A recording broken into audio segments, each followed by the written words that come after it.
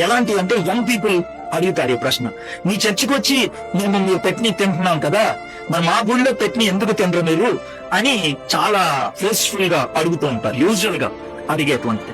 అయితే మనం పాజిటివ్ గా స్టార్ట్ చేయాలి. ఎలా పాజిటివ్ గా స్టార్ట్ చేయాలంటే, ఎస్ మా చర్చికి వచ్చినప్పుడు మేము పెడతాం, మీరు తింటారు. మీ గుడికి వచ్చినప్పుడు మీరు పెట్టిని మేము తినం, ఎందుకో చెప్తాను. ప్రతి విశ్వాసానికి ప్రతి మతానికి కొన్ని ప్రాముఖ్యమైనవి అతి పవిత్రమైనవి ఉంటాయి.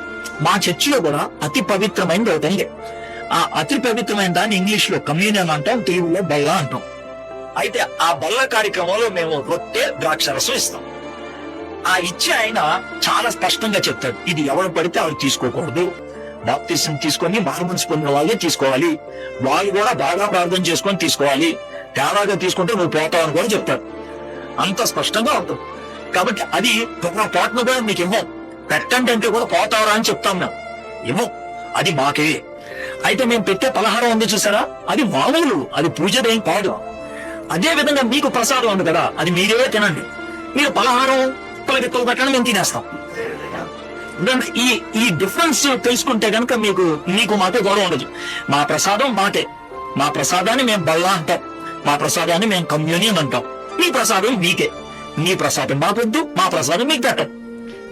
ఓకే, ఇది అంటే with a positive note you are giving an